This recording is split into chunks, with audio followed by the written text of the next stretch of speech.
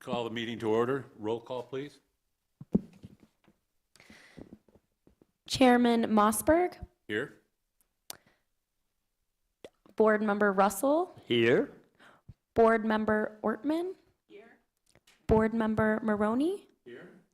and Vice Chair Furman is excused. We have a quorum. Okay, thank you. Approval of last-minute meetings on April 21st, 2021. Would everybody get a chance to look at them and we can make a motion? I'll make a motion to accept them. I'll second that. Okay, we have a motion and a second. All those in favor? Aye. Opposed?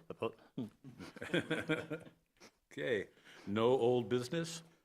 We have new business. Variance case VA 22-0001. A city-initiated request upon certain property owned by Pioneer Title Trust, 4836, for a variance from Table 3-20, period -030, period A of the zoning code of the City of Kingman. The request is a variance from the front and rear yard setbacks of the residential, single-family attached, minimum 2,000 square foot lot size, R1 5A zone. The variance request would allow the subject properties to adhere to the original setback standards that were established for Legacy at Wallach Ranch, Tract 1965, under the R2 PDD zone. Mr. Rich. Chairman, members of the board, this is a variance case initiated by the city for a variance from the front and rear setbacks of the R1 5A zone for 12 lots within the Legacy at Wallach Ranch subdivision. The property owner in this case is Pioneer Title Trust, 4836. And as I mentioned, it's for 12 lots within Legacy at Wallach Ranch, Tract 1965. And if approved, the variance would allow the subject lots to adhere to the original setback standards that were established under when the subdivision was first developed under the R2 PDD zone. The standards for review include state statutes and as well as the zoning code sections on variances. There's also a table within the new code regarding setback requirements for the R1 and R zones. We also have a couple of ordinances which establish the PDD and amended the PDD over the years, which apply as well. So this is the property, subject to the variance request. Legacy at Wallach Ranch is a subdivision, just to kind of orient you, is north of Keno Avenue and east of Willow Road, across the street from the Wallach Ranch Park. So the lots in question are the undeveloped lots within that subdivision, located just north of Keno, kind of the southeastern quadrant of the subdivision. As I mentioned, it's 12 lots altogether, 144 acres, 1.44 acres, located along Meadowbrook Lane and Weatherwood Way. The roadways are all completed through there. You have water and sewer serve the site. All street improvements except for the sidewalks are completed at this time. The sidewalks would be completed at the time of the lots are developed. This slide shows the surrounding zoning as well as the zoning on the site, which is, as I mentioned, R1 5A. There is also R16 zoning to the east and south across Keno Avenue, and it's completely surrounded by single-family homes. A couple of photos of the site. On the upper left is the south side of Weatherwood Way. The other photo is the north side of the street, and also show you our posting for the site. And this is the other side of the street. I'm sorry, the other side of Meadowbrook Lane, which is the east side of the street. 3 other lots that would be also subject to the variance. This property was part of an annexation in the city of Kingman in 1977. It was rezoned in 1997 from RR to R2, and then a year later, the planned development district was established on the property, and this allows for alternative setbacks, alternative to the normal R2 standards, among other things. And that was to allow the development of the 200-lot single-family subdivision known as Legacy at Wallach Ranch. The ordinance itself reduced the minimum R2 front yard setback from 20 to 15 feet, and the minimum R2 lot size from 6,000 square feet to 4,900 square feet. And this was later changed to 4,500 square foot lot minimum. A year later, in 1999, Ordinance 1224 was amended, and that allowed the minimum rear setback for covered unenclosed patios to be 7 feet from the rear property line, while maintaining the standard 15-foot rear setback for the principal dwelling. The subdivision has developed over the years with 6 phases and with single-family homes built in all but the 12 lots that are subject to this variance request. We notified all surrounding property owners within 300 feet. I think there was 102 letters sent out. It was sent by first-class mail on February 17th. We also posted the site in 2 locations on the same date. Public notice was also placed in the Kingman Minor on the 20th of February. And we received 1 comment from the public in regards to this request as of time the report was completed. And that comment was in support of the variance, and that comment is included in your packet. There were no department comments or objections received. So just kind of give a little more background on this. On April 6, 2021, the new zoning code and the official zoning map was reapproved for the city of Kingman. And under that, with that process, all areas that were previously zoned R2 PDD in the city were replaced with a new zone R15A. And the intent was to consolidate and simplify the various R2 PD zones which had different standards. So at the time, if you looked at the zoning map for the city, you'd see R2 PDD different places around town, but no R2 PDD zone was the same as any other one. So that created a lot of confusion. So our consultants suggested creating a new zone, and that we would lump all those zones into a single new zone with standards that would be applicable to all areas. However, the intent of that was not to disrupt the completion of mostly developed subdivision, which this one is, as I mentioned. They've been applying the unique setback standards of the previous R2 PD zone. And the table below there just kind of shows the comparison between the different setback requirements. So in the new R15A zone, a house can actually be 10 feet from the front yard property line, but the garage itself would have to be at least 20 feet away, and under the PDD, both the house and the garage could be 15 feet from the front property line. And the reason that was changed is that we observed over the years, most people have large trucks, larger vehicles, and oftentimes they would extend into the sidewalks, and the 20-foot setback was designed to avoid that situation. But the original PDD, that was allowed, so that's the difference.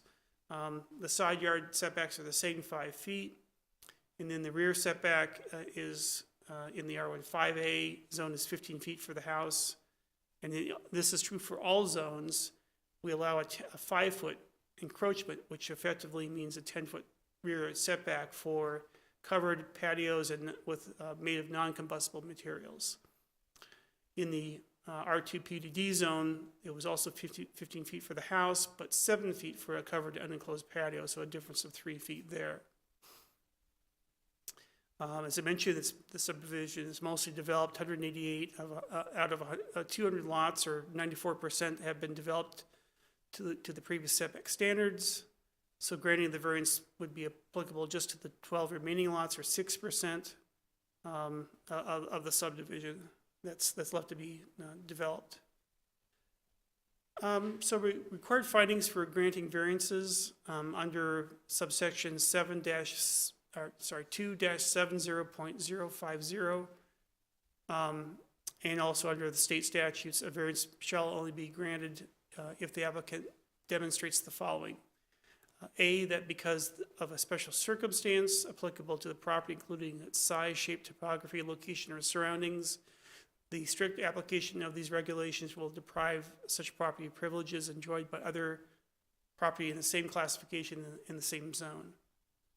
B, that a grant of a variance will be subject to conditions to ensure that the adjustment authorizes the minimum variation needed, and that it will not constitute a grant of special privileges. inconsistent with the limitations upon other properties in the vicinity and the zone in which the property is located. C, that the special circumstances applicable to the property are not self-imposed by any person having an interest in the property. And D, the variance will not allow the establishment of a use which is not otherwise permitted in the zone, would result in the extension of a non-conforming use or structure, or would change the requirements of the zone applicable to any or all subject property.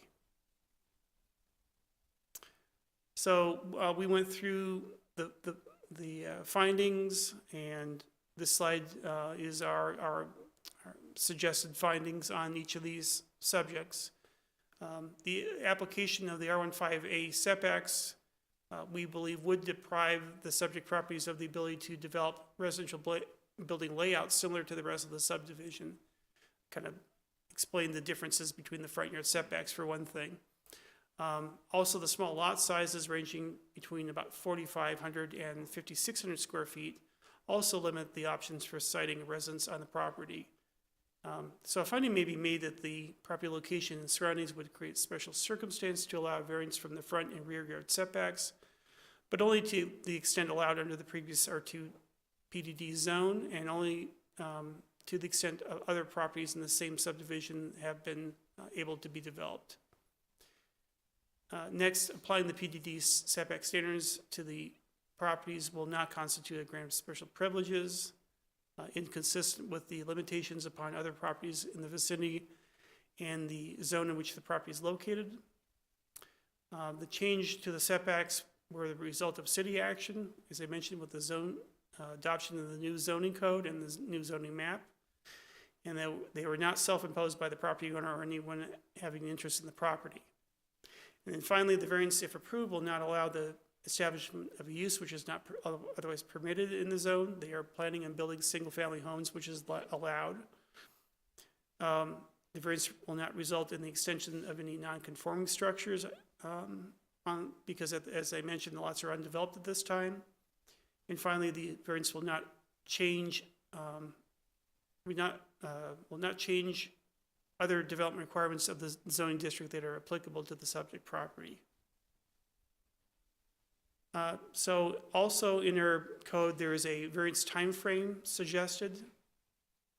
And it states that if variance granted would be void if the use is not commenced or a building permit has not been obtained within 1 year of the permit being granted, or within the time frame that's stipulated at the time the variance is approved.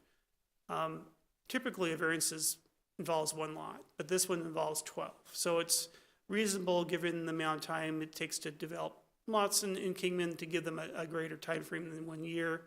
We're suggesting 3 years on the subject lots, during which time building permits resulting in the construction of a single-family home will need to be obtained on the subject properties.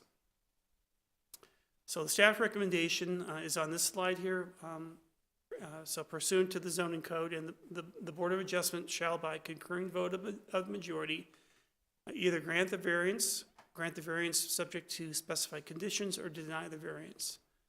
Staff is recommending that if the Board of Adjustment decides to grant the variance, the following motion be made. And it's the paragraph that follows in the condition 1 that you see there.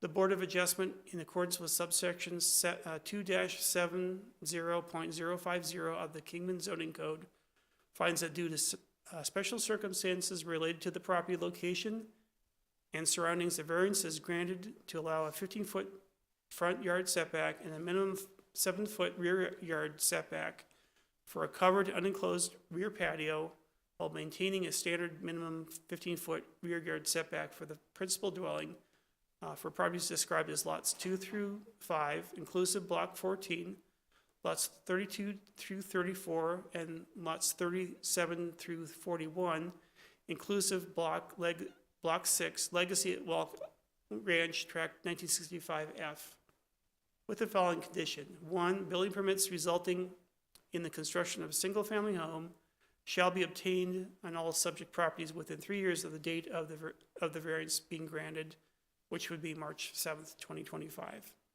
So that concludes my presentation, and I'll be happy to answer any questions you may have. Anyone have any question of staff? Are all the properties owned by Engel Homes, not other individuals? They're currently under a trust, and the trust is actually, the beneficiary is actually Bill Nugent currently, but I believe the intent is to sell those properties to Engel Homes. Yeah. We've been, and you guys probably know, when, or at least what I heard years ago when they started this, it was supposed to be a senior community. And they had the smaller lots, they had smaller homes and then a big RV space, so people come in and park their RV, go for months or whatever, and it'd be a nice, we can't seem to get a senior community to stay here, it doesn't work that way. But, the way they've been building it, they're all very nice homes, very nice community, and to change that from what's already there, when you've got houses all the way around, I think would be wrong. What you said is changing this to the R15A, I understand why you did that, and you're saying that the city didn't do that to hurt any of these communities, just to make it more, and yeah, I think that this is exactly the right thing, opinion. Okay, anyone else? Yeah, Rich, the properties on the south side of Weatherwood, are they all a minimum of 4,500 square foot? Yeah, I believe the smallest lot is around 40, is a little bit above 4,500 square feet. Yes, because looking at this, there was two of them right next to that cement culvert that's in the very center that seemed to be long and narrow in comparison to the others. And those were the two lots. And then, of course, the one on the very end at 006, I think that lot is, they lose probably about 20 foot because of the angle of the cement block fence. It's narrower on the east end than it is on the west end. Yeah. And I'm just curious about that, whether that met the Yeah. restrictions. Yeah, all the lots meet the minimum size requirements, and they're already platted lots. They exist already. Is that thing down the middle, is that a water management culvert or something? It's a drainage parcel Okay. that they built. And so it's not part of any of the two No, parcels next it's door? not part of the Okay. parcel. It's a separate city-owned parcel. Yeah, after reading the one comment that we got in our packet from a person that lives there, he makes sense because vacant lots tend to get very, very uncontrollable and nasty. And our code enforcement tends to be a bit slow. So there was one other little thing that I thought of as well. I went down and looked at the properties and to see just what it looked like. Because I got confused reading some of that because there was a setback for the house and setback for the garage. On the original ordinance, one was 15 and one was 20, but all the houses, you could put a straight edge down them, their garage and houses. Yeah, I exactly believe the they're all same. at 15. Yeah. My only concern was the 15-foot. If someone decided to be a 15-foot setback, like you say, pickup trucks, they're all running 20-foot or better now. So, Yeah, there is a little bit of, the property line doesn't go to the back of the sidewalk. There's about a 4-foot difference between the back of the sidewalk and where the property line is. So even in the case of the 15-foot setback in the front, the garage, from the face of the garage to the edge of of where the sidewalk edge is, it's going to be close to 19 feet. Exactly. Which is about the length of a standard parking space. But if you have a long bed truck or something larger in there, you may stick out of the sidewalk. and I noticed on the other blocks, proven a they problem seem some to be places. set back a lot further than 15 feet just to make it to where they could get a car there. So, Yeah. I think that was my only concern was the size of those two particular lots worried me, and I didn't know if they'd make it or not. Okay. Thank you, Rich. Thanks. Would the applicant like to speak? More than happy to answer any questions, but I sometimes better keep my mouth shut. I'm traveling and I'm here representing Engel Homes. Good to see you. Okay, thank you. Anyone from the public wish to speak? Okay, we'll close that up, and any discussion or motion or? I like the staff recommendation. Okay. Nobody want want to make a motion with? the I'll sec- make a motion that we grant the variance for the setback change as written. Okay, I'll second that. okay, we have a motion and a second. All those in favor? Aye. Opposed? Okay. Call to the public. Comments from the public. Those wishing to address the Board of Adjustments need to request permission in advance. Action taken as a result of public comments will be limited to directing staff to study the matter or rescheduling the matter for consideration and decision at a later pursuant to ARS 38-431 ETAL. And no one from the public, so someone want to make a motion for adjournment? Make a motion that we adjourn. All those in favor? Aye. Opposed? Meeting adjourned. Great.